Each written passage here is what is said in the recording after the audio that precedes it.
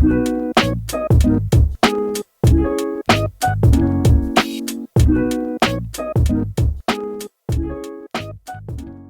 everyone, welcome to Type Talks. Today we'll be talking about when ESFPs fall into the grip of inferior Ni. And this is a comment by a viewer, so shout out to the viewer who wrote this comment.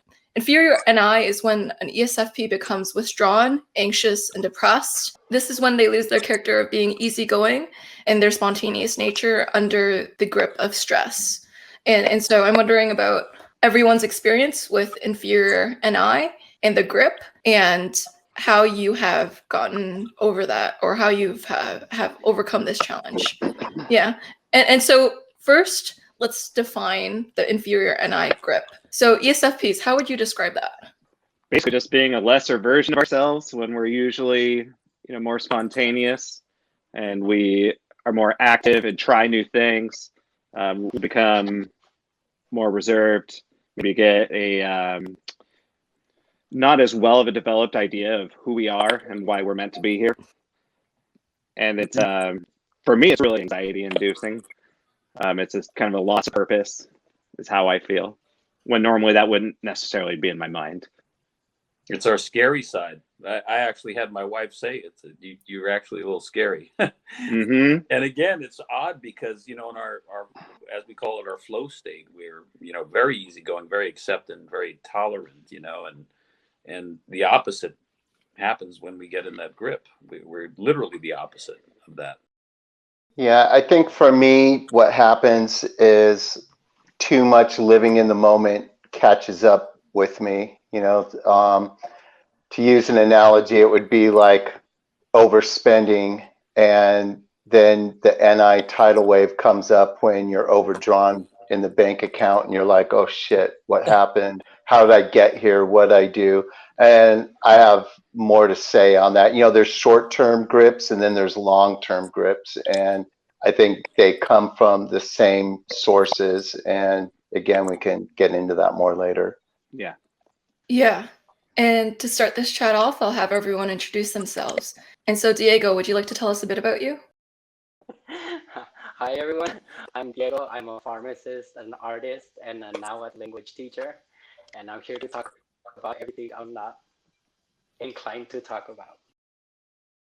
I'm Brady. I'm an ESFP 7 Wing 8.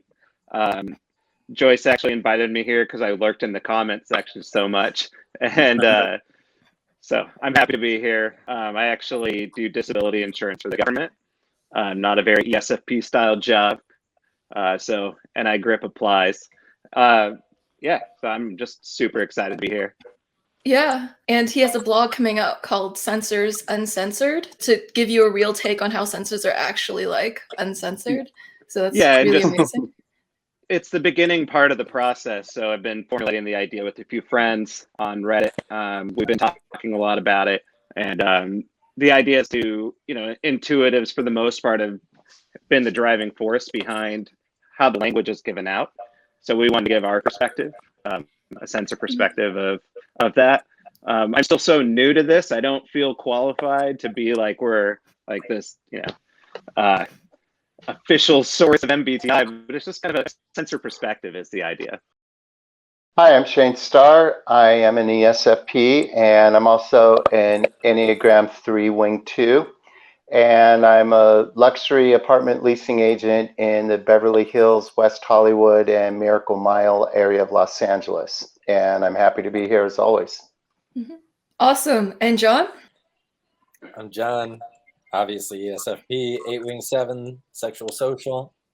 I own a gym / training facility, Taekwondo instructor, and yoga studio. Cool. And Pete? My name's Pete. I'm from Miami, Florida. Like Shane, I'm the same as he. I'm a ESFP 3 Enneagram 3 Wing 2. My day job, like Brady, you said federal government. I work for the Bureau of Labor Statistics. You know our data, the jobs reports, the unemployment numbers. I'm one of the people who goes out and collects all the raw data that's used to calculate the inflation rate. But at night, my passion is I'm a professional musician. I play the saxophone, and I manage an 8-piece band. So It's my other moonlight. So Brady, don't feel bad. I mean, that's what pays the bills, And Yeah, no, exactly. yeah, it's all right. Yeah. Mhm. Life is Yeah. life, man. It is what it is. That is true. Hi, my name's Joyce, and I'm a certified MBTI practitioner, and I facilitate the instrument in organizations, and I type and coach people. All right, Inferior Ni Grip and ESFPs. So how is that like? How can someone identify you being in one? Well, if they could find me, they would be able to identify it by me being not wanting to interact with anyone at all, and essentially withdrawing completely, losing my energy and my motivation. Basically. Yeah, actually, I'm kind of in that state now. I realized that I was in that state on my drive home tonight, and I was like, I was going to cancel on the panel and kind of be like, I don't think I'm in a mental space to be a part of this panel today. But then I remembered what the topic was, and I was like, what better mental space to be in than this panel? Yeah. You're going through the fields right now. This is the best moment. This is your moment. Yeah. Yeah.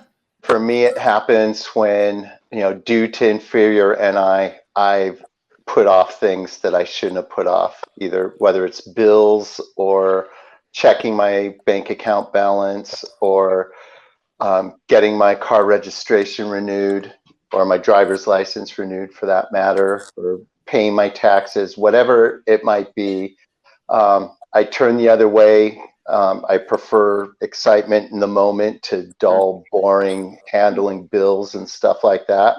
And sooner or later, that catches up with a person. And when it catches up with me, I'm just stressed. I'm irritable. I'm short with people. Even fixing it, it still doesn't help it go away right away. You're still agitated maybe for days afterwards. It's tough. And I think long term you can get in a cycle where you're just always like that, on a roller coaster of SE and I'm just living in the moment, don't care about the future. And then it comes back to get you. And either way, short term or long term, it's difficult. Yeah. I'm gonna describe it as you see this depicted in movies, and I think movies are a great example. Everybody watches movies. You'll always find a movie where you have the hero. He could be the star, he could be the athlete, the singer, you know what I mean? Like a lot of these music biopics where you have, he's the adoring, singer or whatever. But then he comes home and, his wife or whatever is like, you never spend time with us or whatever. And all of a sudden it's like he's stripped of his I don't know what the word is, his glory, so to say, because he's like nothing in home. He ceases to be an object of admiration. He's like, he's just picked apart. Why? Yeah, you have all your adoring fans over there, but you come home and you're nothing. And don't they just call that marriage? Yeah, that could be that too. But sorry. But there's nothing that puts me in that, as we call it, that inferior NI, more so than that, where I feel like I cannot have an effect on people. Like I said, even on the last panel, where I can't make you laugh. It's so funny. Mm-hmm. I make everybody else laugh. I come home, nobody laughs. You know what I mean? It's like, wait a minute, I have such a great effect on those people. I make my coworkers laugh all the time, but at home it's different, and that just makes me feel like unappreciated, but it's really not the truth. And that's what the NI grip makes us think, that, oh yeah, nobody really cares about, nobody really. And then you create all these scenarios in your mind. And I always find like I'm just thinking all the worst thoughts, and most of the time they're wrong. And I'll always clarify it later with my wife. She goes, I'm not thinking that at all, and I'm thinking all these worst case scenarios, like paranoid. I do get paranoid when I'm in that. Mm-hmm. I don't know if you guys feel that. I get that all the time. Absolutely. So yeah, for me, it's that feeling of, like I remember when I first thought I was an ESFP instead of an ESFP because I was going through a hard time at the beginning of COVID. I'm sure a lot of SE DOMs were. And I thought I was an introvert the whole time, which was silly because I'm not. But, a big part of that, honestly, was just that I wasn't able to physically do the things that fill me up and that drive most of my decisions, that drive, who I am, what I have to offer to people. And so then I get stuck in this place of like, well, what am I even supposed to be doing? You know, like I just sit here at a government computer and, you know, could not be, you know, and that's it. You know, and it feels meaningless, right? Like, so, and for those who know the objective personality stuff, I feel it's like that sleep for me, the FINI sleep is a really bad place for me personally. That's where I really feel the NI grip for people who know that system. Yeah. Hi, Nari. Hi, guys. Hey. Oh, hi. Hi. I was thinking about why, like, I withdraw as an ESFP, and I think it's because I cannot face negative situations. I cannot face like negative, being vulnerable in front of other people. So I must do it alone. So for me, withdrawing is being able to handle it on my own because I cannot be vulnerable in front of other people. Yeah. So is it like when an ESFP is being more independent in situations where they don't have to be independent, it's a sign of inferior NI grip? Sometimes. Interesting. Yeah. And so John, you're smiling. Diego, do you know your Enneagram? Did you state it in the beginning? I didn't because I'm not sure what my Enneagram is, but I 7. 7. 5, which I think is a weird. I was gonna say Okay, that. so you probably know better than I do because I don't know. Because I don't know what the not to seven means. impose that on you, because technically with the Enneagram, you're not supposed to like tell people what they are so that they can find it themselves, because I don't want to influence your decision. But you're 100% a 7. And Can you tell me? Yeah, I don't know that much about the Enneagram, so can you tell me more so about I the was sevens and trying fives? to gauge it at first as I was looking at you and like reading the body language and stuff. It was my initial thought, but as soon as you said like going into negative situations, as soon as you said I can't really handle negative situations, I paused it there. You finished the sentence with by myself or with other people. You wanted to do it by yourself, but I put the period right after I can't really handle negative situations, and that said 7 to me. Like that shouted it out. Yeah. So Diego purchased a typing session with me, and during that typing session, we typed him as ESFP and also Enneagram type 7 too. Yeah. There you go. Yeah. There you go. Yeah. So I agree with Oh my you, God, I'm John. exposed. Yeah. You're Hey, probably 7 right. I need it's to look fun. more. It's a blast. Don't be ashamed, man. Yeah. No, 7s are Yeah, I need to learn fabulous more is about the it. best word. Mhm. The best word I can give you is fabulous. Like 7s are very energetic and exciting, and just like they put themselves out there, and they're usually in the public eye. Like they are, if ESFP was a number, it would be 7 because it is the performer. Oh, okay. Especially with the 6 wing. Yeah. Yeah. Mhm. Well, I Yeah. type usually top like 5, 8, and 7. So that doesn't really surprise me, but I need to look more into it to find out. Definitely. For sure. That makes a whole world of sense. Yeah. It takes a long time to figure out one's Enneagram type. And so how does someone help an ESFP under stress? I could start with that. We can help ourselves, and other people can help us by focusing on the basics. Just go backwards and be brilliant at the basics. Just strip all the extraneous stuff going on in your life and just start with the very beginning foundations: who you are, what you like, what you do, where you're at, and build up from there. And kind of like tearing everything down and starting all over again, you know. And it starts with something as simple as clean your room. You know, like Jordan Peterson, the psychologist, always says, clean your room. You know, you clean your room, organize your bags or backpacks, your drawers, clean out your car. That's a good start. And then you just build back up, and don't leave room in your life for whatever it was that tripped you up. Mm-hmm. Would you say ESFPs, you are affected by how clean or neat your surroundings are? Does it impact your mood? Definitely. I can't stand a messy house and all that. Can't stand it. So I apologize to my ENFP wife if she's watching this. I don't have a choice. So Me either. I kind Sometimes. of, yeah, I mean, it's like I like things to be pretty tidy, but that's not necessarily shared by the people I live with. So I've learned to adapt. Yeah. I But feel my preference, my space is clean. Yeah. you're not the only one, Brady. So don't worry Yeah, about it. no, I'm sure I'm not. You're not. One of the ways that I know that I don't have my life together is when my room is a mess. That's a how really I good gauge point. how I'm doing. If my room is messy, I know I'm not doing well. And if my Yeah. room is neat, then I know I'm good and I'm calm. That's how I gauge how I'm doing. And it has to be clean for me to feel good. Your surroundings is a reflection of how your mind is feeling. So it's kind of like outside is a behavioral residue of how your mental space is doing. So sometimes you can tell that by the outside. Like, I don't know, if the outsides are messy, it might be because the insides are messy. So in answer to your question, Joyce, you're talking about like getting us out of that grip.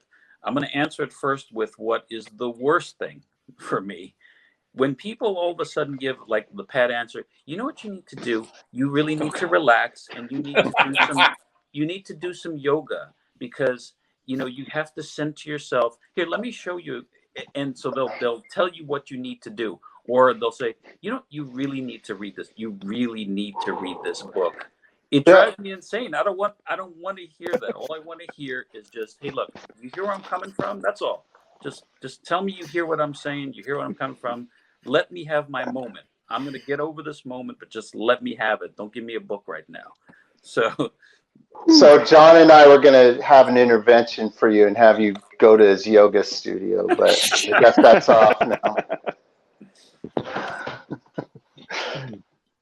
I hear a lot about meditation, and I've had people suggest that to me a lot, and I want to talk to John about that, later.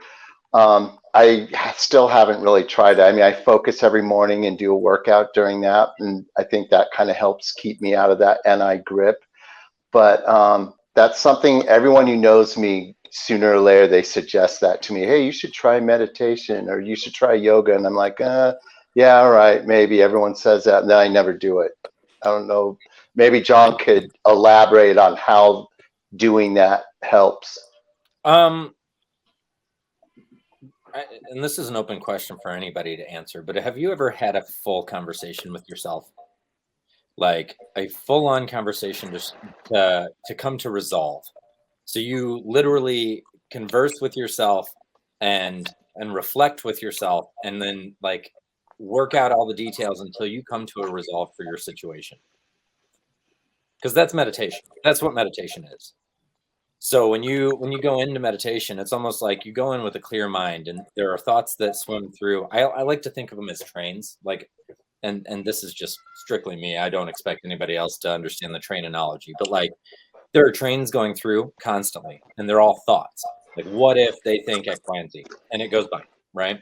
What if I should be doing X, Y, and Z, and it goes by, and I get to choose which trains I get on and which trains I just stand and watch go by.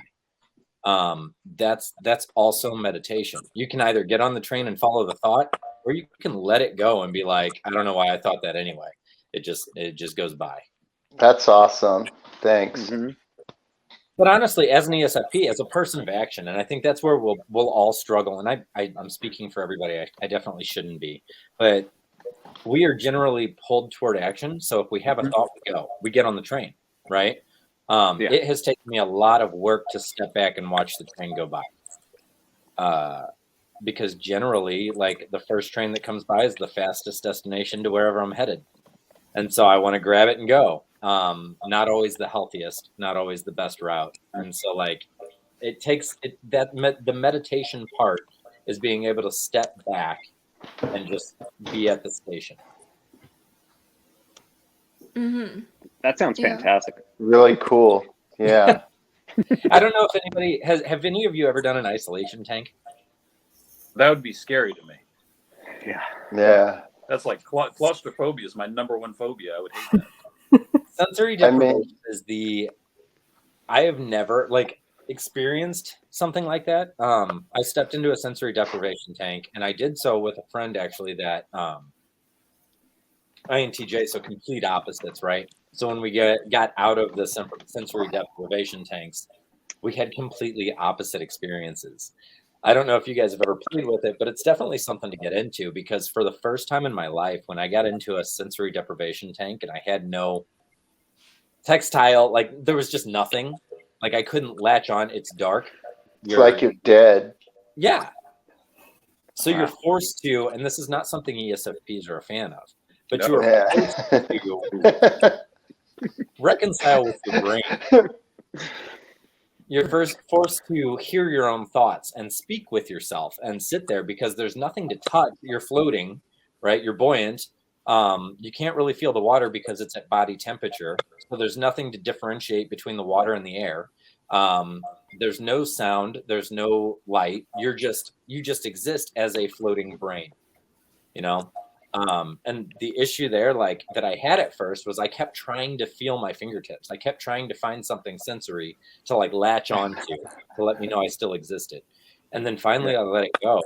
And I don't know like about spirituality or anything like that. Like I don't talk about it often, but this was the first time I had ever experienced myself in prayer. Be it whatever, I don't care what your views are, like whatever. Just the first time I felt connected to whatever you want to call it, an energy source. Okay. And normally, I mean, I grew up at Catholic school, man. Like when I was coming up, I grew up with the idea that like you pray to God every day, blah, blah, blah, and like whatever. This was the first time that I was able to directly pray without all of the thoughts that I don't know if you guys have ever tried to connect with a prayer, but there are thoughts that just swim constantly. And so it's almost like I get lost, like I can't even focus on a prayer. Right. But for the first time ever, when I was in a sensory deprivation tank, I was able to, I guess, and they call it meditation as well. It's all the same to me. But I was able to actually have those direct thoughts without interruption from myself. And so if you're wanting to play with the idea of meditation, my idea for you would be to try out a sensory deprivation tank for the first time. And then with that idea in mind, with that feeling that you got from it, then you can start your meditation practice and realize where you need to come back to.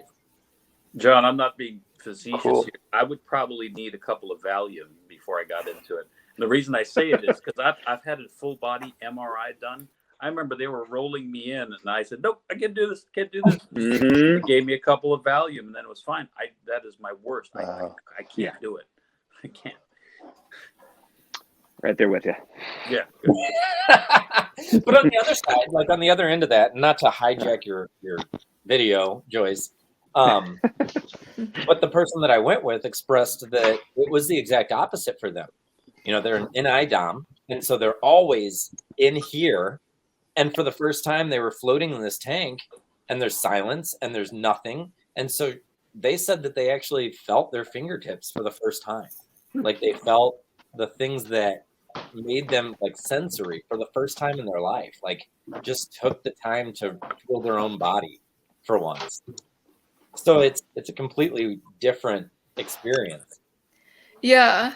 For the ESFP, it's almost like an ego death to be in an isolation tank. You have to get out of your normal state of action into one where you're just in a state of almost contemplative prayer and alone with your thoughts. Whereas for intuitives, I've had some of my intuitive friends describe their experience in their body like that they're in a constant state of astral projection by mistake. Like intuitives sometimes feel so out of their body that it can feel like they're kind of like floating brains. So to be put into an isolation tank is sometimes like kind of can strangely get intuitives in their body.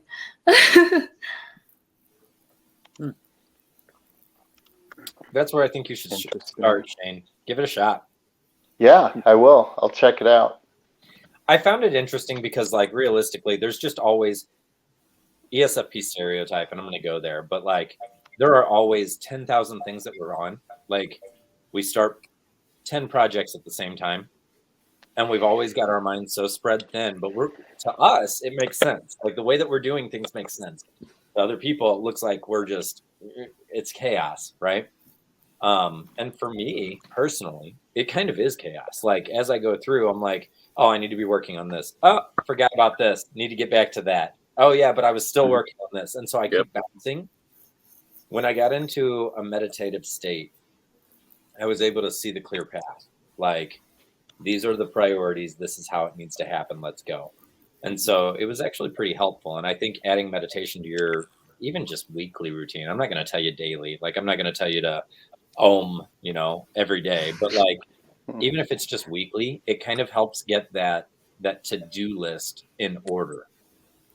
Yeah, and the reason why ESFPs can look like chaos from the outside is because ESFPs do this thing where it's like thought to action. So once they have a thought, they act on it, and the thought, and they act on it. So to someone outside looking at it, they're like, I can't tell what's happening. But to the ESFP, it makes sense. Like, yeah, because it's kind of like there's immediacy with addressing thoughts and turning it into actual practical action.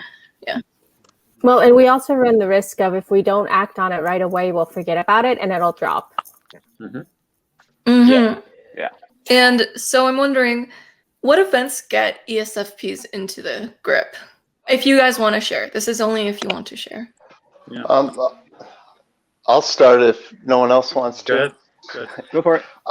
Okay, and this is just speaking for myself because I don't want to come off as preachy or anything, but I have a little theory in my mind, and that is I think that heavy drug and alcohol use affects us and probably ENFPs too, the worst of any of the 16 types.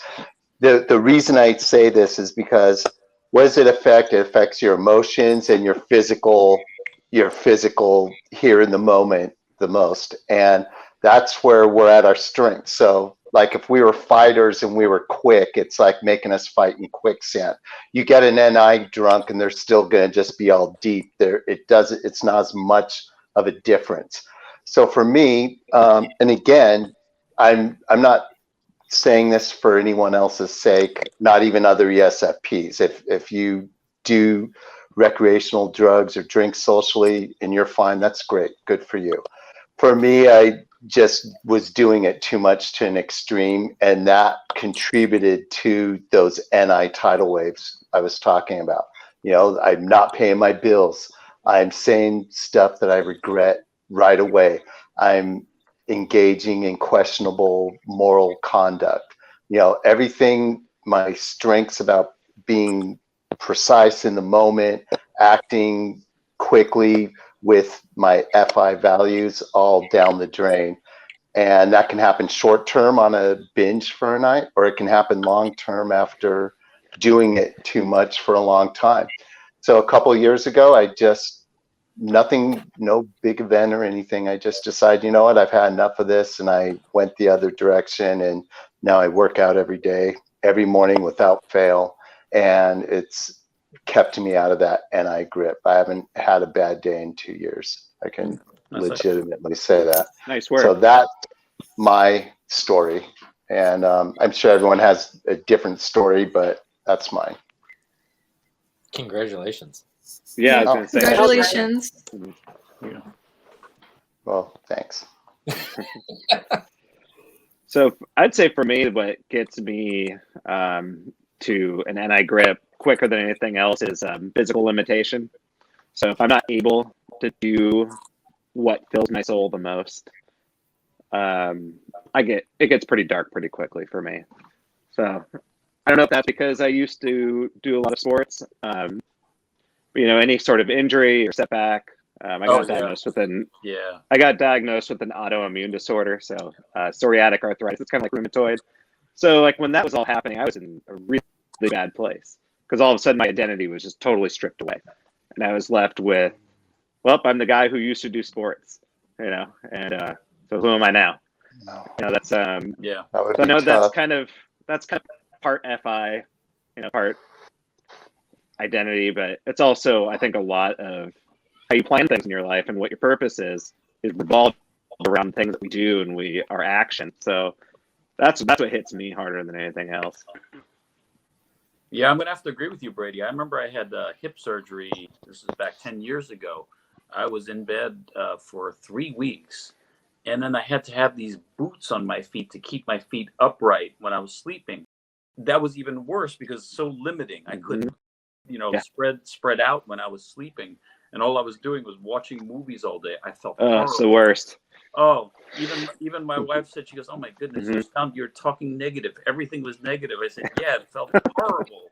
I couldn't move, But it made me realize that just the things we take for granted, just to simply get up from a chair and, I don't know, grab a cup of coffee, you take that for granted. But when you can't get out of bed, you can't do anything. Yeah. So that kept me in that grip for a long time. Mm-hmm. Yep. I think any limitations that are placed on us, it doesn't necessarily have to be physical. Like, I'd agree. I was teaching and I had to, I knew I didn't want to be at the school that I was teaching at, but I had a contract. So I had to stick it out until the end of the school year. Now I was miserable for that whole time. And, I was negative. I took it out on the people around me. My friends were like, you used to be so cheerful, but now you're terrible to be around. And it's just because I was feeling terrible and, just kind of blasted it out. So. Yeah. What Richard Rohr says that when we don't transform our pain, we transmit it. And so if you, in a general rule is if you see someone, being negative, it might be because they're feeling a lot of pain inside. And so if someone has a lot of arrows to their soul, they're going to accidentally project it a little outwards too, like arrows outward. Mm-hmm. Yeah. Anyone else want to share? Some of the things, for me, some of the things that I ended relationships with people have been when they limit my freedom in any way. Yep. So the last person I was living with, the reason I left was because she was limiting my freedom, and that was not a good idea. Essentially, I felt like I was constantly being controlled or not being able to do whatever I wanted to do whenever I wanted to do it. That was one of the worst things to do to me. And that's what made me 100% withdraw and not want to interact at all. I felt disrespected. And for me, limiting my choices is a bad idea. Absolutely. Yeah. And then the other thing is when somebody that I really care about directly attacks my ego or the person that I am or my value, that also is the reason for me to withdraw from that person and not want to interact and completely shut them out of my life. I'll second that. Yeah. Yeah. I think we could all agree. Yeah. I know if you can find a partner or a group of friends that embraces you for that, that is obviously for the best. I feel really lucky. That's not a problem. But that might not be universally true for all ENFPs, by the way. I'm just saying, for me, it's been a great match that way. Who needs a partner? Sorry, man. Let's talk in about 5 or 10 years, John. No. Yeah, now we definitely have to talk in 5 or 10 years. We'll be like, hey, remember this time when we were on Joyce's show? Yeah. Yeah. Anyone else want to share? I want to say one thing. Barriers. When there's a barrier, it could be a physical barrier or just psychological, doesn't matter. But I am so intent on removing it. And really quick story, I was supposed to pick up some people in Disney. And I got there after hours because the park closes at 10.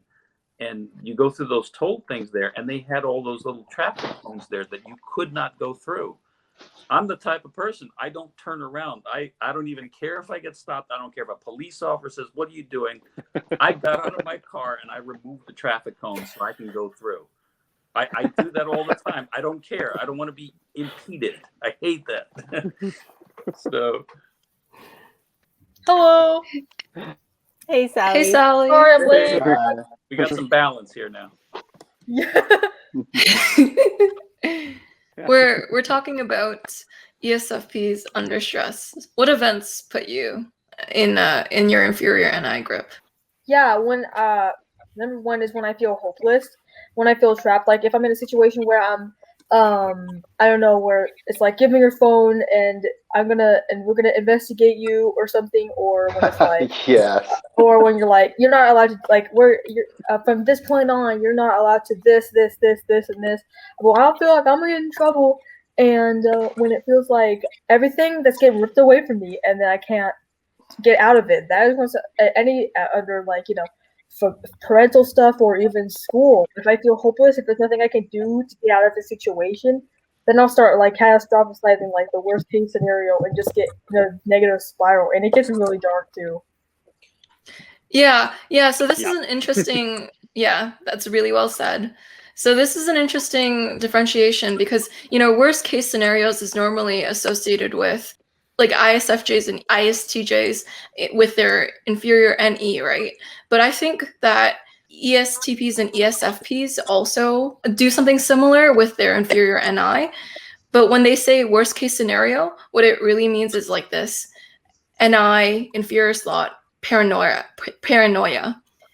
which results in something that looks like worst case scenario thinking, but it's different than what people typically associate with that. Okay, sorry, I'm trying to. That's really good. Yeah. Literally though, like I think of a situation where like I was in this. I don't want to like put details in it because it's like it's very personal. But it was a situation where I was like standing there and I was like, I felt a hope. I felt like I was like truly. It was all over for me. Like I felt like my entire world was crashing down. Like my entire future from this point on was just gone, and it was all going to be negative. It felt like everything is ripped out forever, and I can't do a thing about it, and that results in me, and like I just get ugly thoughts under that stage, like really bad. How long does that last for you, usually, Sally? Well, it really to think of the situation. Yeah, it lasts the highest then, like right there and then when the situation's going on.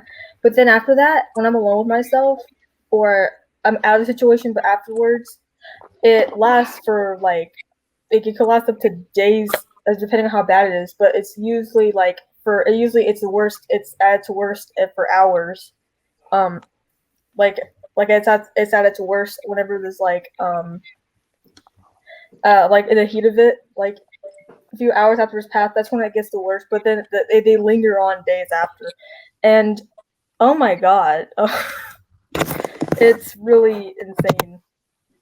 Yeah, with SE, it kind of sees if something is immediately working. So if you have a lot of a situation that's not immediately showing any fruit, it can cause the NI to kind of spiral like, oh, this is never going to work because it immediately right now doesn't work. And so it's kind of projecting the right now not working to the future. That reminds me so much of like what my parents would say to me when I was a kid. I don't know what you guys were like as kids, but like, I would immediately panic if something didn't work out. Like I'm not good at the sport, never playing it. Like yes, that kind of thing. God. So, but if I was good at something, I'd just keep going and going. Didn't matter how many times I failed. But if it didn't at first work well for me, wasn't gonna happen. Mm-hmm. Yeah. I noticed with inferior NI, with my mom who's an ESFP, what will happen is if I'm not getting something immediately, sometimes she'll assume with her inferior NI that I'll never really get it, or I don't know, like she'll assume that I'll have difficulties with it quickly. Yes, I have to watch for that as a parent. That's so true, and it's like I have actual diary entries. When I was in the situation, I would say things like I would text someone, and then while I was in this state, I would write in my journal, oh my god, this person hates me, they're literally never gonna text me back. I have this jump to the conclusion that it's gonna be terrible forever based on it not working for 2 seconds. Right. It's so scary. But what I was going with the time frame is I think that we get out of it really quickly as well. So it's sort of like if we're in that negative state, if it's something that is immediate, but then we can kind of talk ourselves back into rationality and be like, yeah, okay, I kind of overreacted there. Like for sure. As time progresses, it becomes less and less terrible for us. And I think that that's maybe one of our strong points. Is like when we're angry, we're like flash on hot, like volcano bursting, but then it's done and over. And for me, it's sort of like, okay, I've got all of that out. I'm good. Everybody else is like reeling from the backlash of whatever. Yeah. Like, oh, well. But for me, I'm like, okay, I'm over. We can move on now. It's good. Me too. It's like it'd be like if I get a couple hours to myself or something, or just go get some food, and I feel totally normal after. Yeah, food helps. Food helps. Absolutely. I know previously we were talking about what gets us out of an NI grip, and I think for me it's reminding myself that it's temporary, which is basically bringing myself back to SE, to saying like, okay, this is happening, but it's not going to last. And so therefore that grip, it goes away when I tell myself how temporary it's going to be. That's how I get myself out of it. That's a good way to get out of it, because the grips feel like forever. It feels like the entire rest of your life, at least for me, the entire rest of my life. The unforeclosed future is going to be all bad.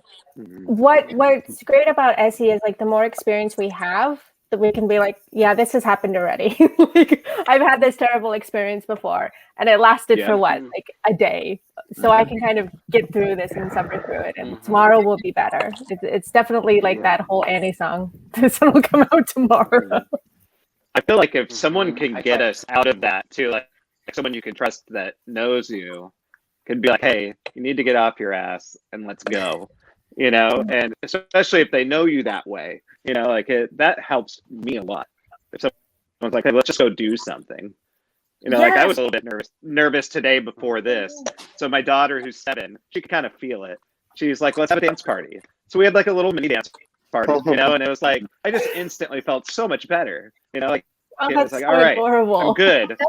My mind is clear, you know. That is the ultimate solution, I think, to these kinds of problems. Like that's the ultimate. Like what? It's not. It's exhilarating when you can just get out, because a lot of this is like pretty much, I don't know. Almost all the NI grip situations I've been in has been because there's been no escape.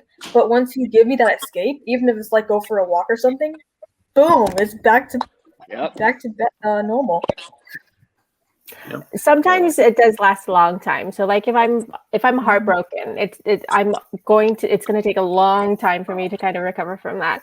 And sometimes it's just like I need a full-on change. Like I've moved cities because I'm like, okay, I just need to get out of this state of mind and where I'm at. And so I just need to start over, start brand new, and move. Yeah, so if you want to help your ESFP introduce some new into their life, because that might help. Yeah. So yeah, I don't know, especially if they have 7 in their tri-type. Like try to give them new. We have to be receptive as well, though. I don't know if you're the same way, but John, but for me, I have to be receptive. So if somebody comes and wants to kind of get me out of my state, not going to happen until I'm ready and open and receptive to get out. Otherwise, I'm closed off, and I will rip off and say like, no, I not in the mood. I can't do it. I'll just bring it down. Like this won't be fun. I can already tell you that now. Yeah. Have you ever had thoughts like during the group that, you know, like really, really just really out there thoughts like life itself is meaningless, or is that just something else? No, I mean, life is meaningless. Like, what do you? I know like life is meaningless. I feel like I'm in the situation so deep that life itself, like there's nothing left for me, you know? There Like really is no purpose. We're just here. Just enjoy it while you're here. Yeah. Are you teaching us the YOLO, John? The YOLO? I mean, I guess, but like, Yeah. I mean, it's Typology. very, I'm telling you the truth. I don't know what to do. Like, I mean, if you think about it, it's very egotistical for us to think like we're on this planet, like of 7 billion people now, in like a galaxy of hundreds of millions of stars, and like somehow we're special, and there's a purpose to our so existence. you know what's funny? What's funny is, okay, that's just cute. That's not funny. Sorry, I observe everything. What's funny is like NI users will get stuck in that, like, but life is meaningless. But like, and they have this like, oh, like it's a never-ending thought. But SE users will have it, and they'll be like, yeah, I mean, yeah, life is meaningless. Let's keep going. Let's enjoy it while we can. Exactly. Mhm. Why you're here. Yeah. So there's a big difference there. That's hilarious. I think life is meaningless, but that means that you have the choice to make it meaningful for yourself. So even though Exactly. yeah, there is no purpose, but you choose it. That's the freedom of it. You do it. You choose it for yourself. And just because Yeah. it has no meaning doesn't mean it's not a blessing. I mean, I enjoy every single day of my life. I'm happy that I'm alive. And I was watching this like, what? Yeah, I'm like that's totally my thought process too. Like, I don't care if there's a meeting as long as you're having a good time. But I think it was sort of misunderstood. Like, I don't like when I ask you that. I don't think that it's technically, like, I'm not saying it in terms of philosophy. I'm saying it in terms of the situation that everything feels doomed. It is. Literally everything in life is fleeting. Like, it is all quite literally disappearing in front of us. Mm-hmm. So I think the advantage that we have, and man, we are off on a hard spiral. I'm sorry, Joyce. But I think the advantage that we have is that we can move with it as it deteriorates. Like, we just keep going and make it, as Diego said, like, make it meaningful for ourselves. Mm-hmm.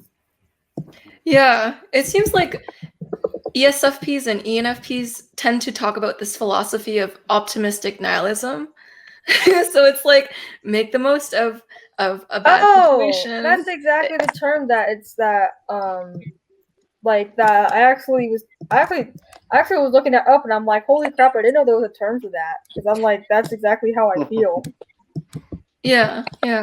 It's like, life is meaningless, and that we create our own meaning, so might as well create a good meaning.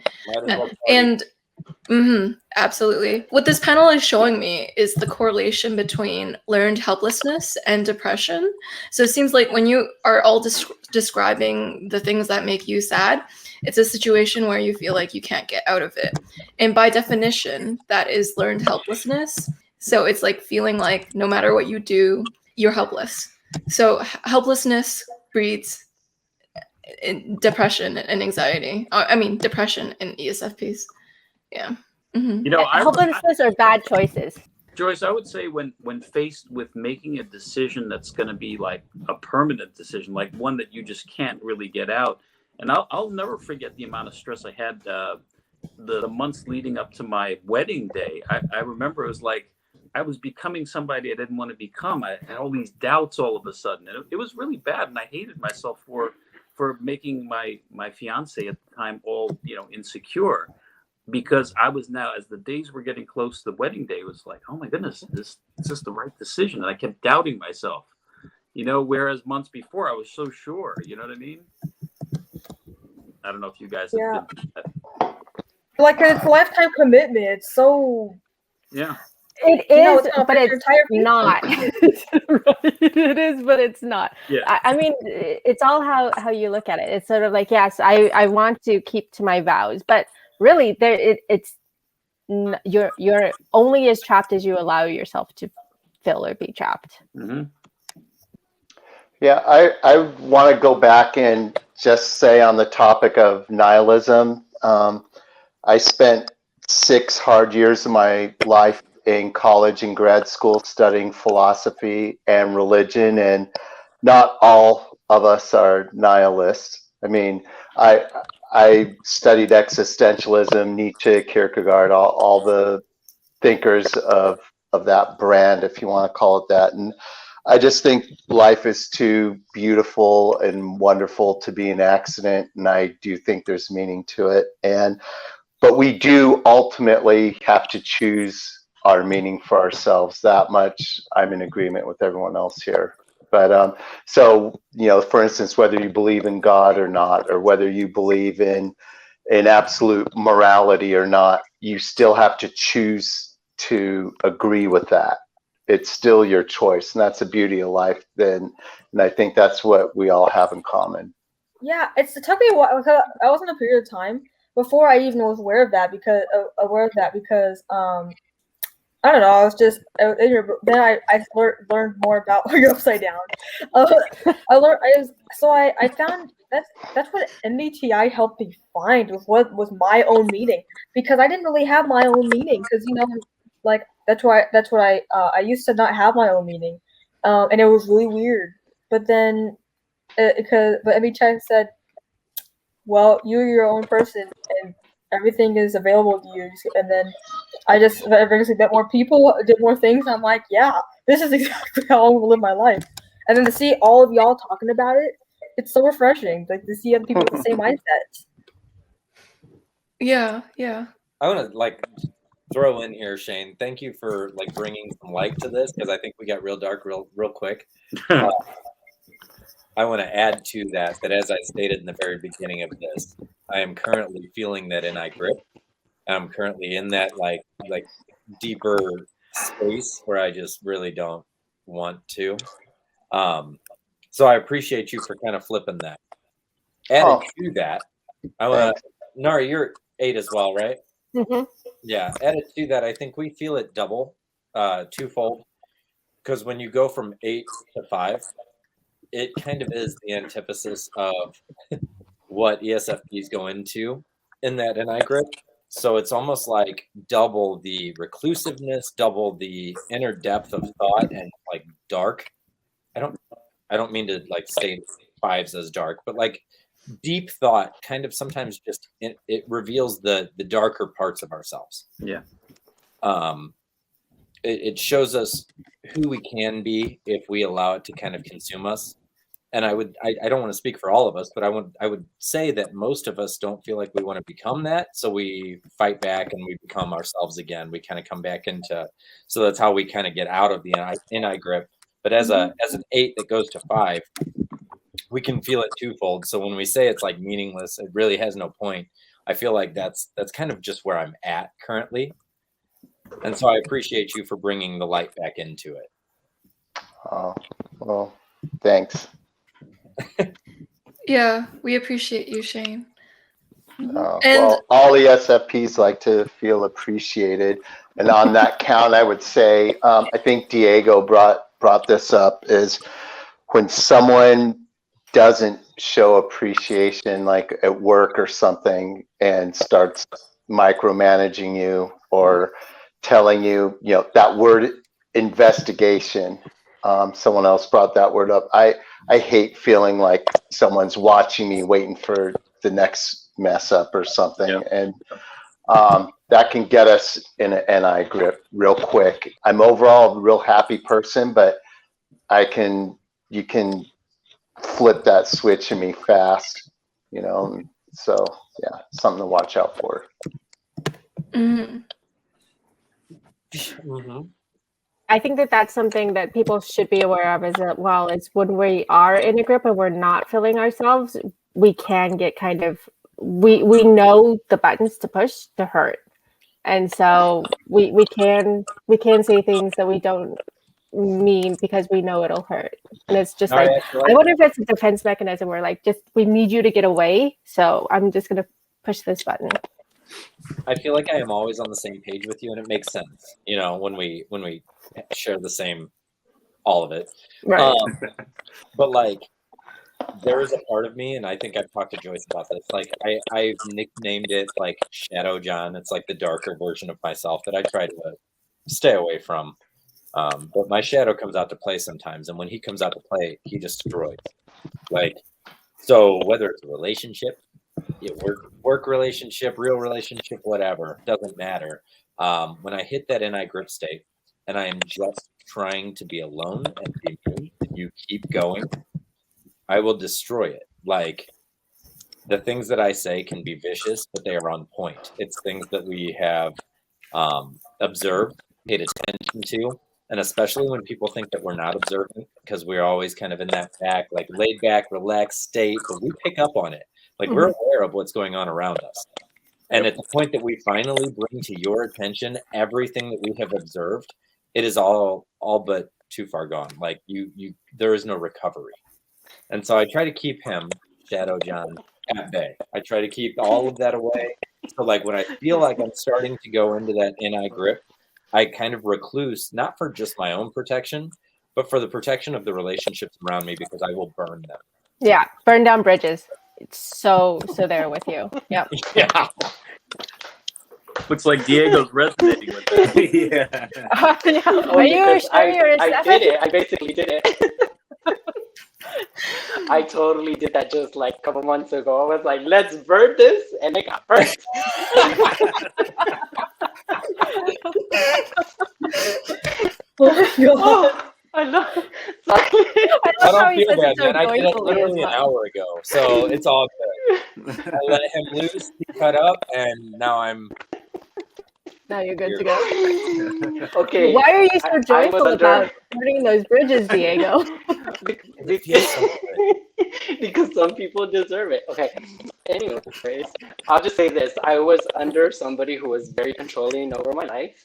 And I literally was like, okay, remember, until the day came when I was like, you know what, moving out. And I was literally just going to move out that day without even telling her, just disappear, like straight up. Here's my U-Haul, let's go. I did that to my last Essentially, job. like you said, it built up. And I was like, oh, burning that bridge. So I really resonated with that. Note here, though. And I think it is something of note, not as like the 8 version or you know, the shadow version, but I want to add to note though that we are so good at motion and so good at action that, as Shane just said, I did that to my last job.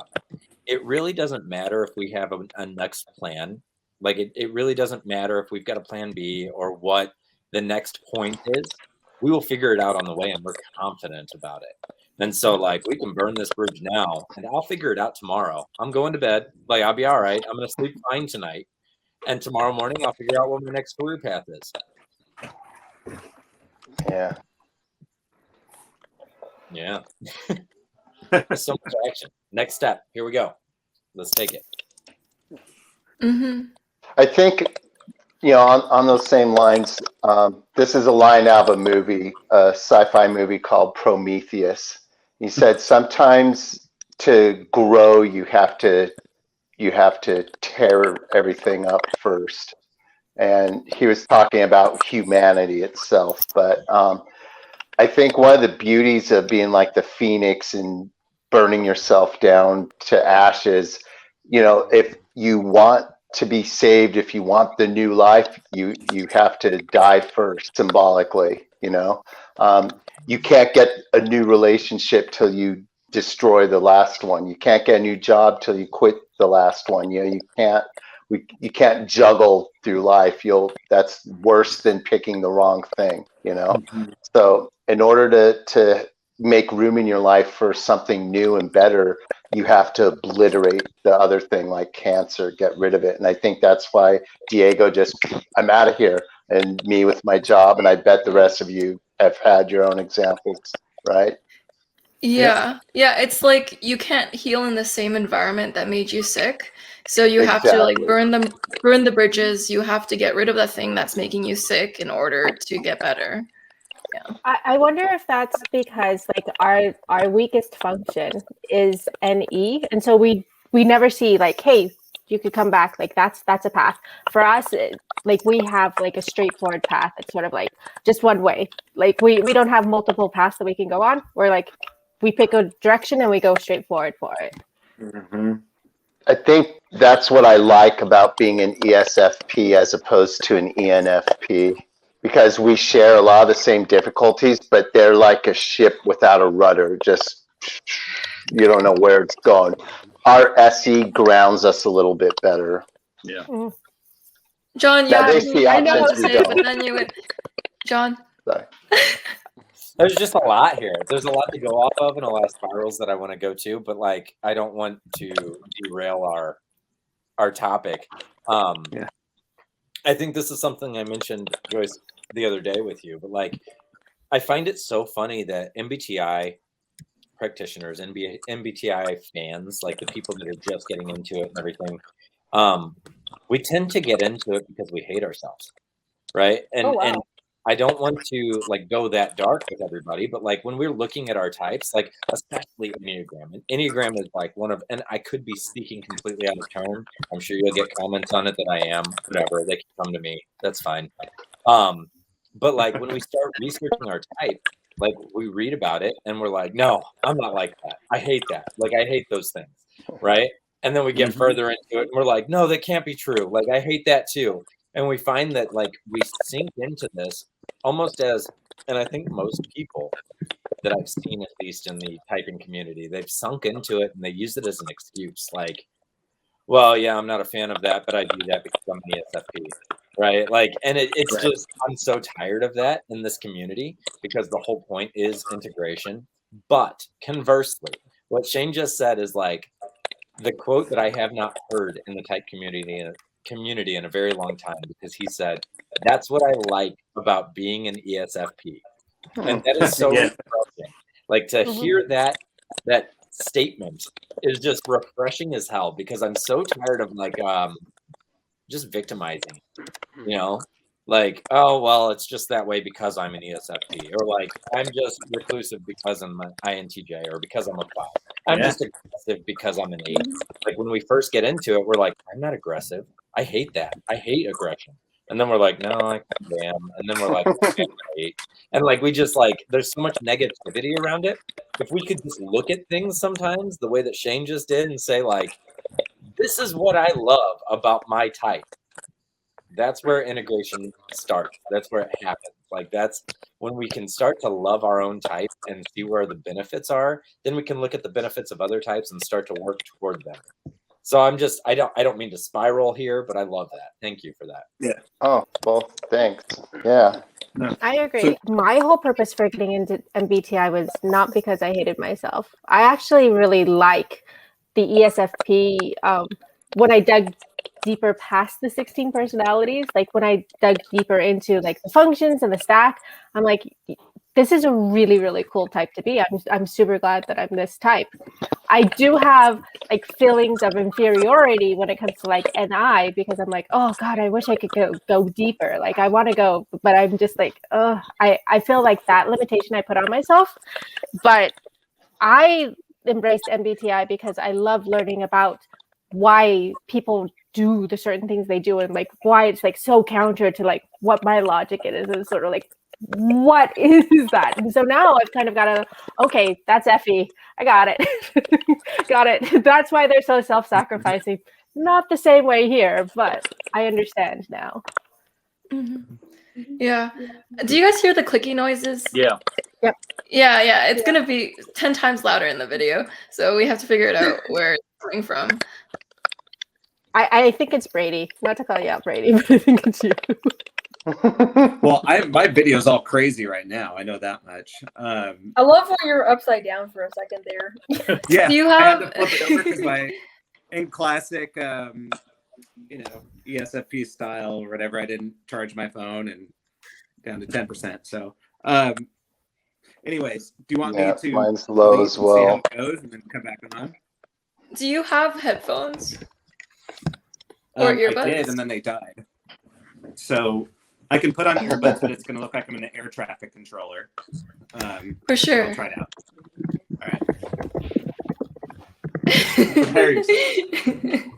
right. While he's doing that, before I forget, I was talking about us in favorable terms to ENFPs, but in lieu of our subject about getting ourselves out of an NI grip, I think what they do have, that NE lead, that's exactly what can help us see other perspectives to break out of the rut we're in. So like an ENFP friend can say, hey, dude, you could do this, you could do that, and show us, 9 out of their 10 options we might not really be into. But one of them will be like, hey, I never thought of it that way. And then they can help us get out of our rut. Do you guys ever break yourselves out of your own rut? Like I'll be like, okay, I'm going to give myself like half an hour to just like be self-absorbed and just like kind of fill feel all the feelings, and then afterwards I talk myself out of it, like, all right, now you're just being childish, now you're just being like super immature, and you need to grow up because it's really not that big of a deal. I have a feeling John can relate to this. It's about physical activity. The best way to get yourself out of the rut, like for me, I jump in an ice cold pool, or I go for a run, or I just break into a workout, and that physical action gets me going. Like it realigns me, and nothing else does it as good as that. Like big physical act. It's realistically the chemical, thing that happens in your brain. If you can tap into that adrenal gland a little bit, it'll kind of set you straight again, at least for myself. And I think kind of what Shane's talking about. But like, there will be some times where I just need to isolate myself so that I can yell as loud as I can. Like, just let it out. Or, I'm blessed enough to have a facility where I have heavy bags, things that I can punch, things that I can abuse, physical activity again. Or like even enough space to be able to throw something angrily. Like I just have to, and it doesn't have to be a show for everybody or display for anybody else. Like it is just a way to physically manifest whatever I'm feeling into something else. And then I feel great. Then I'm able to handle the task again. John, I once destroyed an iPad, literally just crushed the thing. I was so angry with a text conversation I was having once. And I was over it. It was a $500 anger outburst, but that actually helped. Yeah. Yes. Yeah. Wow. Hi again, Brady. Welcome back. We're not hearing the background sound, so I think you got it, whatever you did. Okay, good. I switched from data to Wi-Fi, so maybe Oh no, it's back. It's back. You guys, before my phone cuts out, if you guys are still going on, I'll come back. But I just wanted to say this. I think it's really important given the subject. Like most things, it's much easier to avoid falling into an NI grip if possible than it is to climb out of it once you're stuck in one. And so I think the key for us is to really go with our strengths. Our SE, our physical in the moment, use our FI, our feelings to help validate our actions, and then know upfront what our blind spots and weak points are and act accordingly. Get advice when and where we need it. Try to see the long road of things. And if you can stay out of an NI grip or catch yourself early enough where you're just falling into it, you're going to be a lot better off than catching it, 10 years down the road or in some other situations, just too late to really do anything about it quickly. So prevention's better than a cure in this case, I think. Yeah. Generally, too, prevention is the best strategy. Yeah, to prevent it from even happening is the best way to go about life. And the way to do that is to know yourself and know what keeps you healthy, know what keeps you at your best. And like a plant that you water yourself, water your spirit, take care of yourself. And you're not going to prevent all of life's storms, but you'll have adequate dams and barriers to help you when the storms do come. You'll be able to handle them much better. I'm trying to pretend I'm an INFJ right now. But, if you're watching this and your intent is to help a friend, right, that is an ESFP and you notice they're in an NI grip, or your intent is to help your partner, whatever. I think Shane kind of touched on it earlier, and I just want to reiterate, like, sometimes the best thing is just leave us alone. But if you're really just drawn to or pulled to do something of action, I think the best thing to do for us, and I'm speaking for myself, possibly Shane, I don't know about anybody else, so you can confirm or deny, but I think the best thing for you to do is just affirm for us that you're here if we need you. Yeah. In such a way that you're like, hey, I noticed you're going through some trouble. You may not want to talk about it. That's fine. If you want to talk about it, I'm here.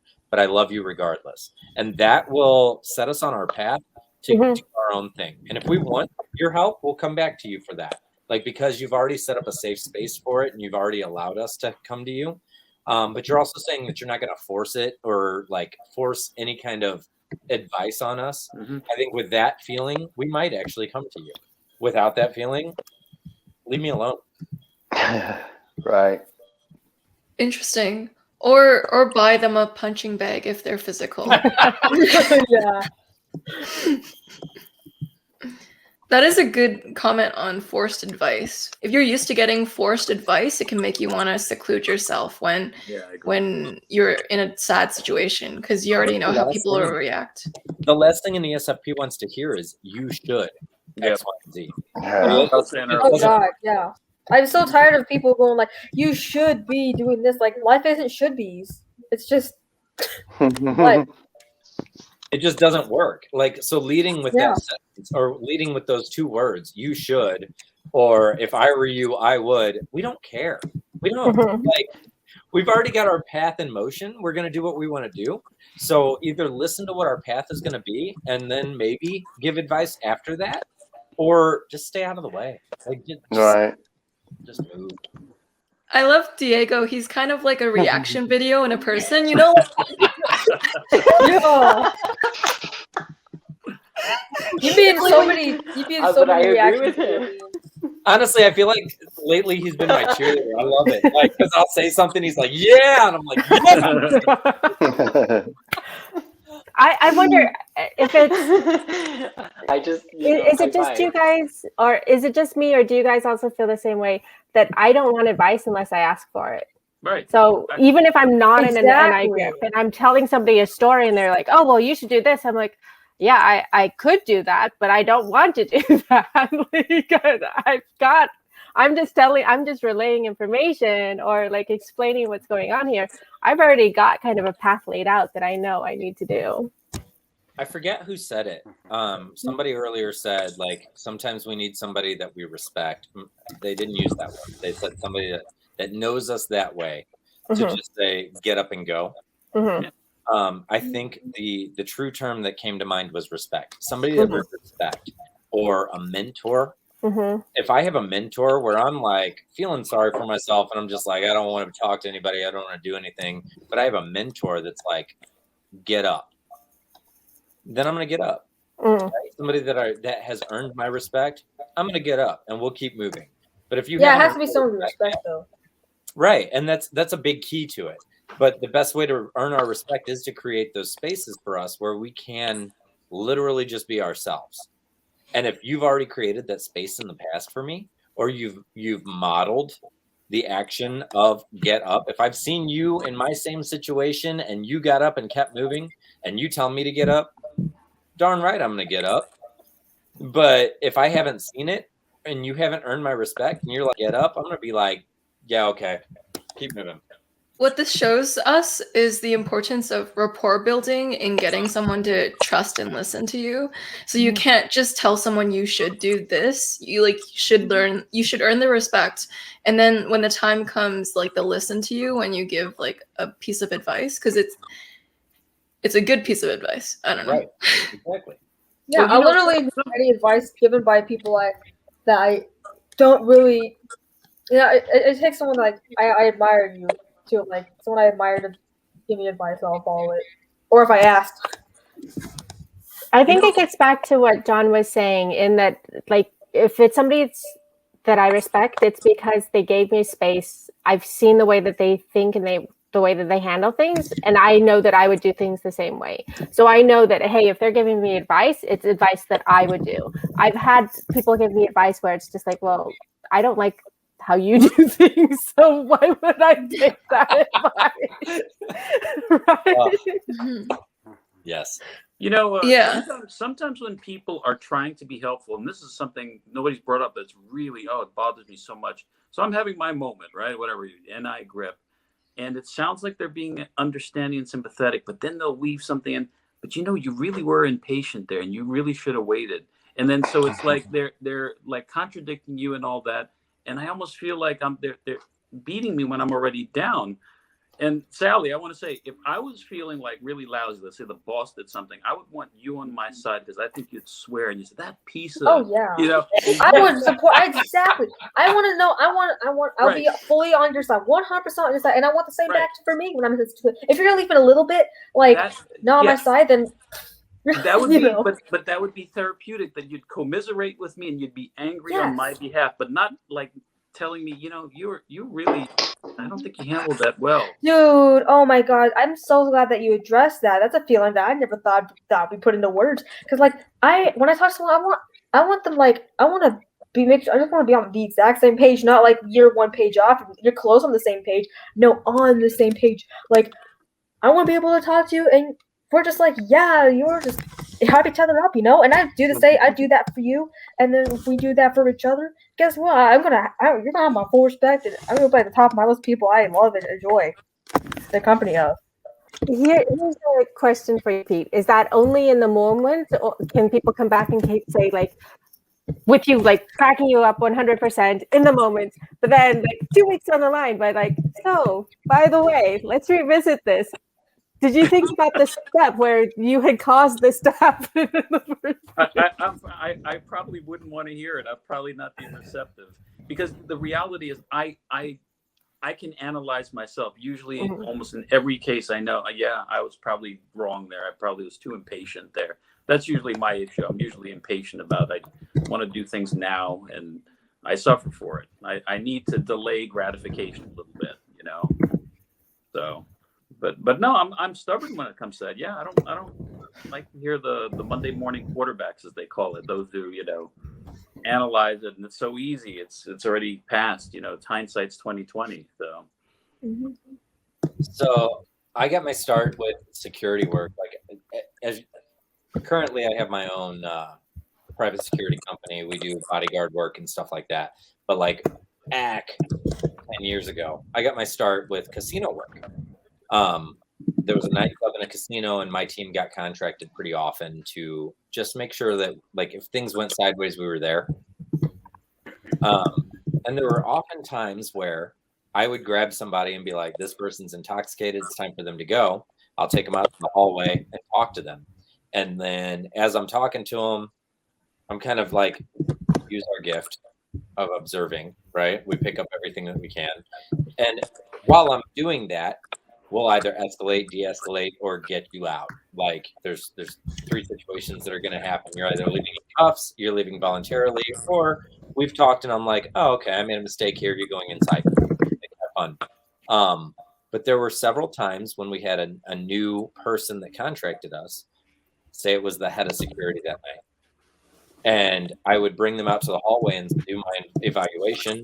Like, I would start to, if I'm escalating the situation, you can already tell it's going to be a bad one. But I'll start to escalate so I can assert dominance, because drunk people, when you assert dominance on them, they will react a certain way. It's either going to go one way or the other. But I'll play my, and I've been doing this for a long time. I'll play my game. And I had a supervisor, when I started to raise my voice, the supervisor walked out and corrected me in front of said person. And so then I looked at the person and I was like, no, you're getting that F out of here. We're going to take care of that right now. Slap cuffs on him. Looked at the supervisor and I was like, I'll deal with you later. And then I took the person out. When I came down, the director, the head of everything, asked me to sit down with the supervisor and discuss it. And I was like, listen, man, here's the deal. Like, you contracted my team for a reason. If you disagree, do it down here. When we get down here in the meeting room, you can tell me everything I did wrong, and that's fine. But if we're in front of people and you disagree and it escalates, I'm going to escalate more. Like, regardless of this situation, if you're about to make it worse, trust me, I'm going to make it 10 times worse. Like, let me handle it. Back me up on it. Have my back on it in front of whoever's watching. And then when we get downstairs, let me know that I was wrong. Correct me. If you want to fire me, but wait till we're back down here. I agree with you. When people call you out in front of others, I can't take that. That is literally that's so frustrating to do it in public. Oh my God, that's where I get in trouble a lot, is when someone's when I do something and they go out of the way to go make a scene in public, I'm gonna fight back. And if they get mad at me for fighting back, I'm gonna tell them exactly why I fight back. Because you decided that it was a jolly good idea to be doing it in front of a crowd. Yeah, I'll give the crowd a show. Well, and so I think I've talked on other panels about this. I can't remember what conversations I've had or not. I know that I've said it to Joyce before, but like now that I have my own team and we do these jobs regularly, if one of my guys is doing something out of line and it causes an issue, like an uprising or a riot or some kind of a fight, I've got my guys back. We're going to get through this fight together. But bet that at the end of it, me and whoever caused the issue, whether he's on my team or not, we're going to fight too. Like, so I'll have his back in the moment and we'll take care of the arrest or whatever we need to do. But afterward, when we're off the clock, me and whoever it is, we're going at it as well. And that's what I expect as well. Have my back in the moment. And if you want to come at me afterward, so be it. All right. You guys, I'm at 1%. It's going to cut off, so I want to say bye before it goes, all right? Bye, I'm going to Shane. check back after I charge my phone a little bit. And if you guys are still there, I'll pop back in, all right? All right. But hey, you've all been great, and we'll all be in touch, all right? Yeah. Bye, All Shane. right. Bye-bye. And I'm also gonna. I have to because it's around 10:48 p.m. and it's the time my parents are going to bed. I think if they hear me talking, I'll get like really annoyed. So I'm gonna wait for them to go to bed and I'll come back if y'all are still here. Okay. Yeah. Bye, Sally. Bye, Bye. Sally. See, look, they're calling me. I have to go. Bye. Bye. Oh. And so I'm wondering if we can end this panel talking about the advice you'd give to people who want to help their ESFP. As a partner, as a friend, if you notice that your ESFP is going through an Ni grip, starting to recluse, starting to back up, starting to need the time to just be alone, sometimes the best thing to do for them is leave them alone. And I know that there's heartstrings involved on everything, right? So sometimes when they want to be alone, the biggest thing that you feel is like, I need to be there for them. I need to reach out. I need to reach out again. They ignored the first three. I'll reach out again a fourth time. Please stop. If we ignored the first three, there's a reason, okay? Like we want to be alone to devour this, and we will come back. And when we come back, we will do so on our own volition. As far as an ESFP going through it, like I think the biggest reminder that we can give you right now is that you're not alone. We're all going through it. This last year and a half has been crap for everybody.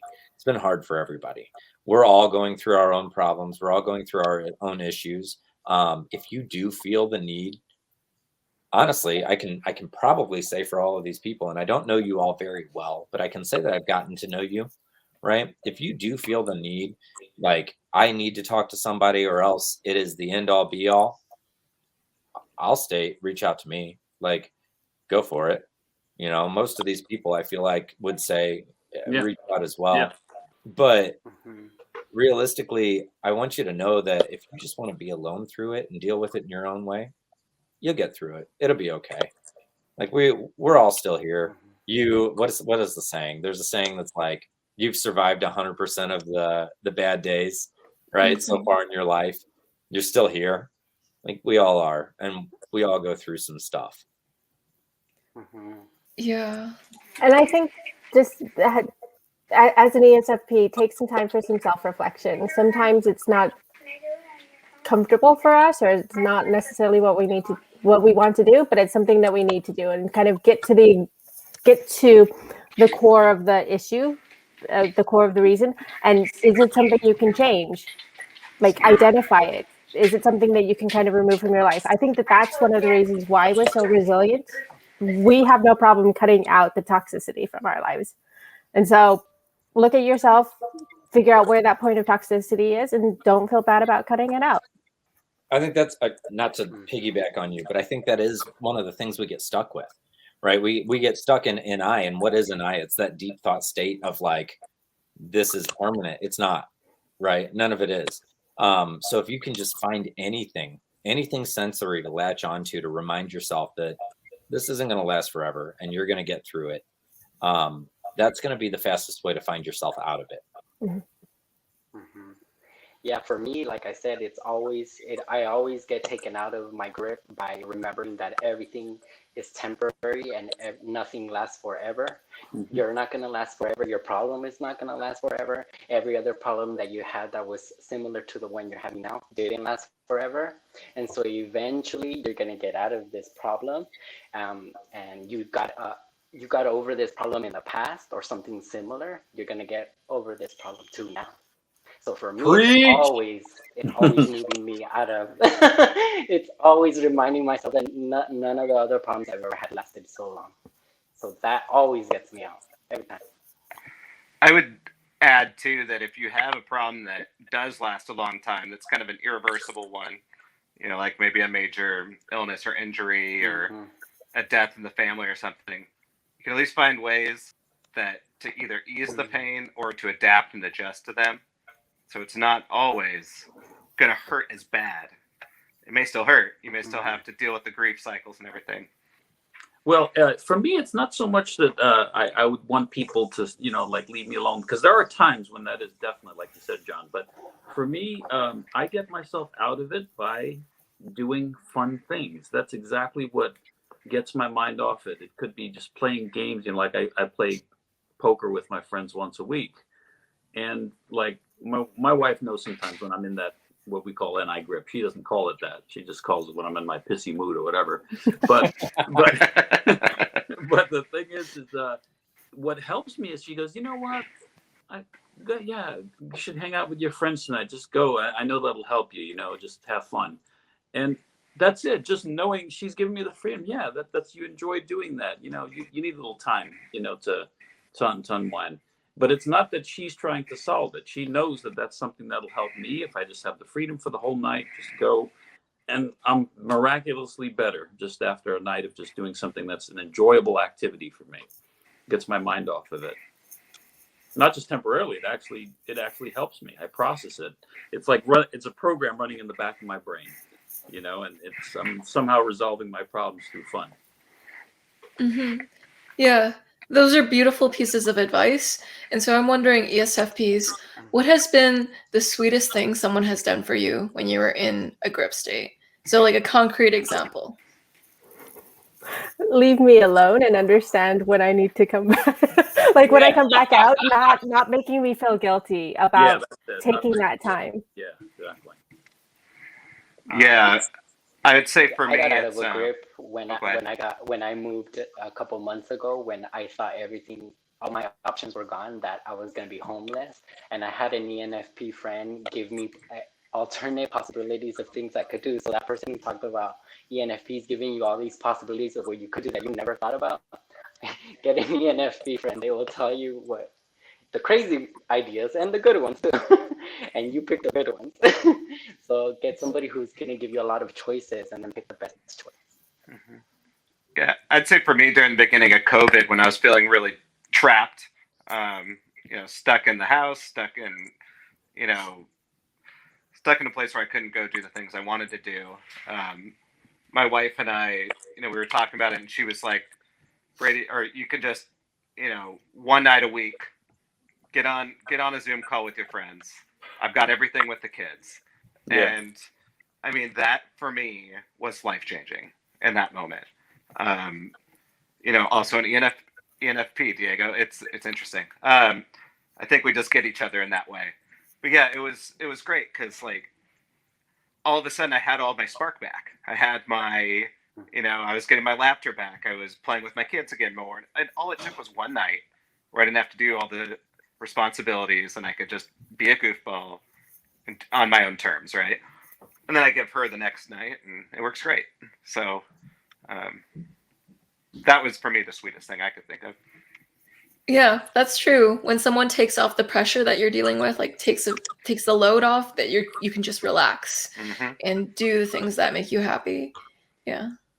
Back to the supporting of ENFPs, an ENFP coworker of mine, she went up to bat for me. It was like we were in some meeting and all, and she got the sense that a lot of people were like disagreeing with me and all. And the fact it's the converse of what John was saying, where somebody should, you know, kind of shows you up in front of others and criticizes you in front of other people.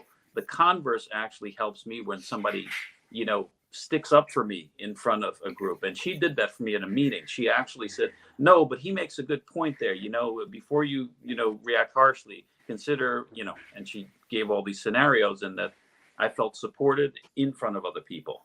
That really meant a lot to me. Enneagram seems to color this a lot too. You know, if you're a type 3, Yeah. achievements, Yeah. the sense of like, when I do things, that gives me worth. For me, it's like, do I have the ability to go explore, you know, go do stuff? Right. And fascinating. Yeah, that's true. Pete talks a lot about how what puts him in a depressive state is a lack of appreciation, which is very 3. It's kind of like I'm doing stuff, I'm putting on this performance, but no one is appreciating this outer face. What makes him happy is also a 3 reason too. It's almost like getting your face saved in front of people. Yeah. Yeah, that's very 3. No, you're right, Brady. Yeah. And so, would you all like to touch on anything before we close the panel? I feel like I missed did I miss a lot? You did, Brady. That's an ESFP thing. You didn't want to miss out. I know But Oh, it killed me. It was killing me. I was like, oh man, I'm missing out. I have no idea what they're talking about. Like, oh.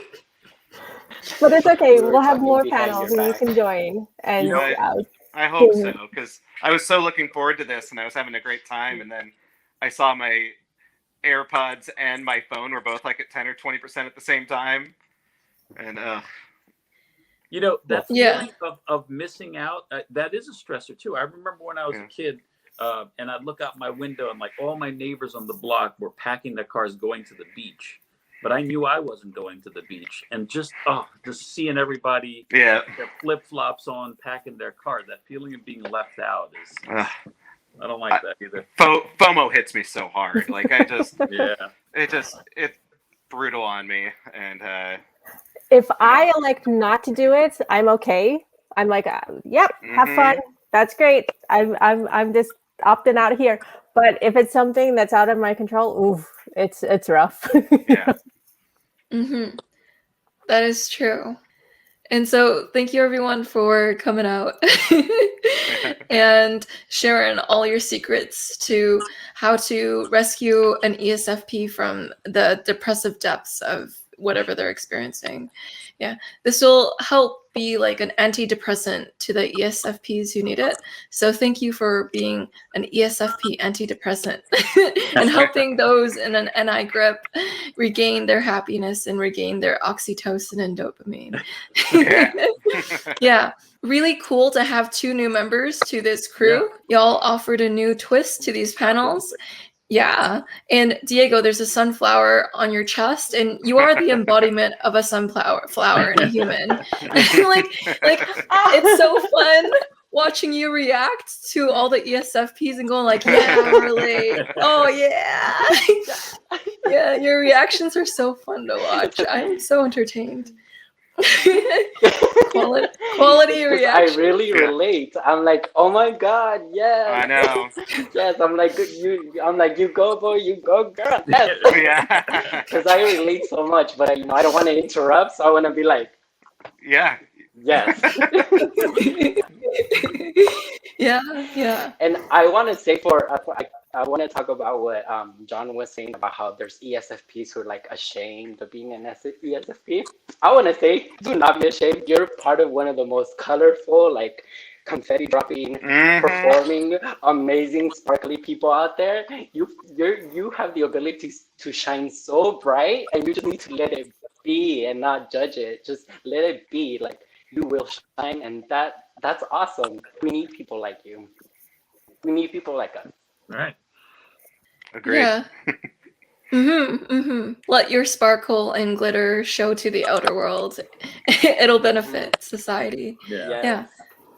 You'll be like, does Post Malone have a song called like Sunflower? You'll be like a sunflower for someone.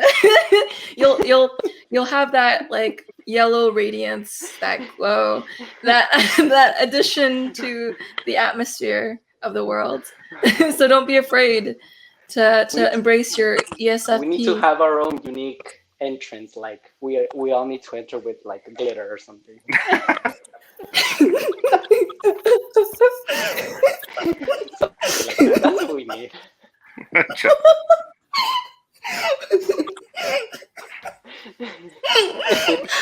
Anyways. Okay, I'm talking so much. This is great. This is great. John's already showing the glitter right now. Yeah.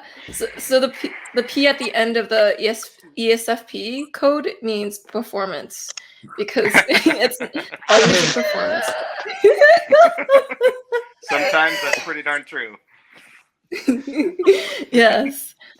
And so thank you, Brady, for beginning or in the starting phases of making a blog called Censors Uncensored. That's going to really help correct all those misconceptions people have of censors. And instead of portraying them in a stereotypical light, you'll portray them in like their true light and spirit. And that is amazing. And that is so needed. And that is so noble to add to Type. So that's a great contribution, Brady. And so I appreciate that. And I also really like your comments on my YouTube videos. Thank you for all of those. I really like reading your comments. It makes me feel loved when I see a lot of comments from the same person. It makes me feel like, wow, someone watched one of my videos more than once. I mean, watched more than one of my videos. Like that's a compliment. Yeah, I like to binge watch during work. So. During work. Yeah. Classic ESFP multitasking. Yep. Awesome.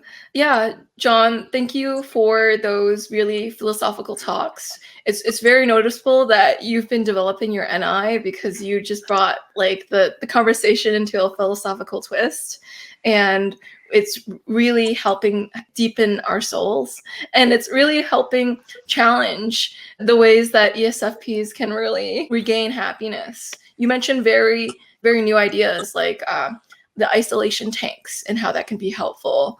And so that's like challenging what is currently done and like offering better solutions. So that's like a really cool alternative. And so I like that about you, John.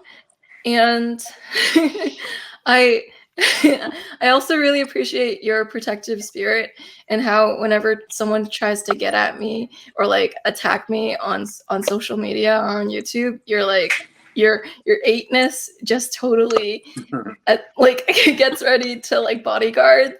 So yeah, thank you, John, for being my friend. You're my neighborhood friendly bodyguard that's not in my neighborhood, but still very protective. Yeah, so thank you, John. And yeah, and thank you, Pete, for your magnificent saxophone playing, for your musical note geniusness, and for your quick-witted commentary and voice impersonations of people that I know. Yeah, it's really interesting. And yeah, so I love how you enhance the mood through your ability to kind of understand people's sensory cues so much that you can copy them and kind of, like we were saying, give an ESFP performance of these quirks that you see of them.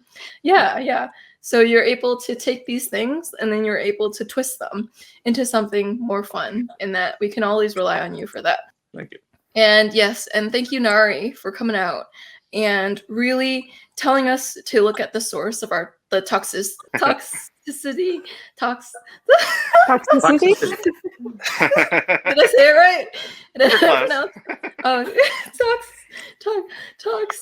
Toxic City. Toxicity.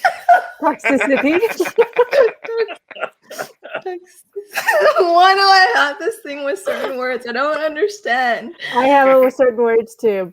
I tried, okay? We love your trying. We love your trying. Okay, wait. Okay. Okay. Yeah. Nari, it's really phenomenal for you to suggest for people to look at the source of their problems, because it tends to be like what people tend to neglect. The reason why I guess like sometimes people keep on to the things that are toxic is because there's also a little bit of attachment there. So like I love how you really emphasize, like really look at the things in your life that are toxic, so then you can cut those things out. So that is the truest way to really get at the root of what is really like distressing you. There's no more effective way than to really root out the toxicity. Did I say it? No? Yeah, that was good. That was good. That was good. I think Guys, she said it. that word is toxic to your vocabulary. Toxicity. There you go. There you go. You got Nice. it. So yeah, thank you for really suggesting the best way to solve problems. That's phenomenal. Thank you, Nari. Aw, thanks, Joyce. Yeah, and so thank you, ESFPs, for coming out and being such a fun crowd. Like Diego says it, adding a sparkle to this whole chat. Like you're all sparkly. Well, thanks Yeah. for giving us a safe space, Joyce. Yeah. Thank you. You know, sometimes we don't like to talk about our vulnerabilities, and like when we do get into like that negative or shadow side, like John says, but it's really good for us to kind of look at and reflect as well. And this gives an amazing forum for us to do so and feel safe about it, as well as feel like really heard and listened to, and also find people who go through the same thing so we don't feel so alone. Absolutely. Thank you. That replenishes my heart.